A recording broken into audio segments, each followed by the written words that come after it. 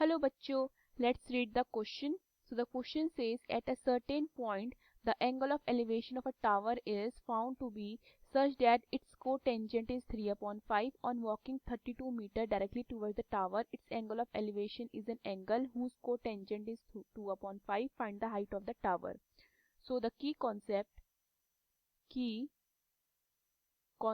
of this question is cot theta can be written as base upon perpendicular.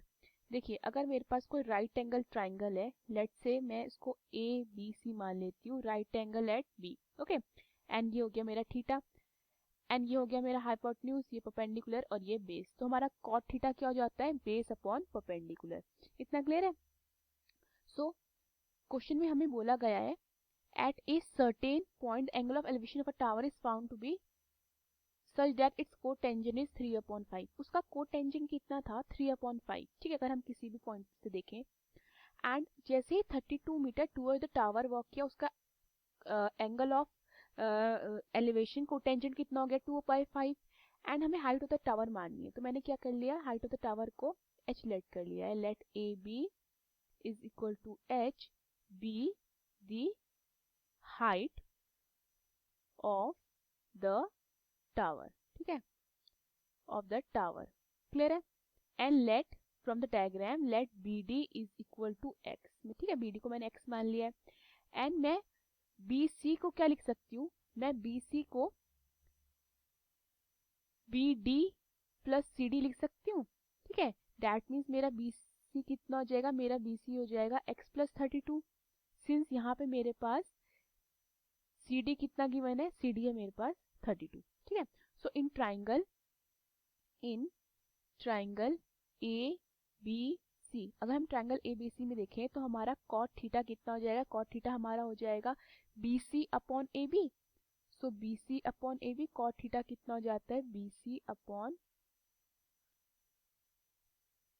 A B. इतना clear है? And question में क्या given है, the कॉटेंजेंट is 3 upon 5। तो हमारे पास cot theta कितना हो गया, 3 अपॉन 5 इज इक्वल टू ए सी हमारे पास बी सी हमारे पास बी सी है, ए बी हमारे पास कितना है, ए बी हमारे पास एच है। इतना क्लियर है? सो 3 अपॉन 5 इज इक्वल टू, मैं बी सी को फर्दर क्या लिख सकती हूँ, मैं बी सी को further B D plus C D लिख सकती हूँ, दैट इज उसको एक्स प्लस 32 लिख सकती हूँ। तो मैं बी सी को क्या लिखती हूँ, मैं बी सी को लिखती हूँ B D plus C D upon H, that is 3 upon 5 मेरा कितना हो जाता है, 3 अपॉन 5 इज इक्वल टू मेरा हो जाता है एक्स प्लस 32 अपॉन एच। इतना क्लियर है? तो इसको मैं इक्वेशन 1 मान लेती हूँ। Now in triangle A B D, A B D में देखें तो मेरा कॉट फाई कितना हो जाएगा, मेरा कॉट फाई हो जाएगा B D upon A B. Okay, so मेरा कॉट फाई कितना हो जाता है, cot phi is equal to B D upon A B. Okay, so cot phi, that means आगे हमारा कोटेंजेंट कितना हो रहा था, 2/5, तो ये जाता है मेरा 2/5 is equal to B D कितना है हमारे पास, बी डी है एक्स एंड ए बी कितना है एच। तो यहाँ से मेरे पास एच कितना निकल जाता है, एच हो जाता है मेरे पास 5x upon 2।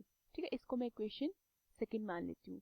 Now put h is equal to 5x upon 2 in equation first. Okay, equation first मेरे पास क्या थी, इक्वेशन फर्स्ट है मेरे पास 3 upon 5 is equal to 32 plus x upon H.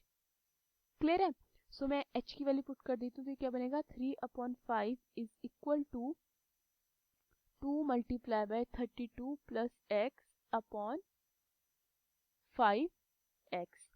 Clear है? क्योंकि मेरे पास h की वैल्यू कितनी थी, h की थी 5x अपॉन 2, तो यहाँ पुट कर देते हैं इसकी वैल्यू। सो ये क्या होता है, 5 से 5 कट जाता है, क्रॉस मल्टीप्लिकेशन करते हैं तो कितना आता है, 3x इज इक्वल टू 2 को अंदर मल्टीप्लाई कर देते हैं, 32 प्लस एक्स तो क्या बनेगा 64 प्लस 2x। सो यहाँ से 3x minus 2x is equal to 64 हो जाता है, x हो जाता है मेरा 64। इतना क्लियर है? सिंस मेरे पास h कितना था, मेरे पास h था 5x अपॉन 2, x की वैल्यू पुट करते हैं तो कितना बन जाएगा, 5 मल्टीप्लाई बाय 64 अपॉन 2, तो कितना हो जाता है 2 3 6 2 2 4, तो 32 मल्टीप्लाई बाय 5 हमें कितना देगा, ये हमें देगा 160. So therefore the height of the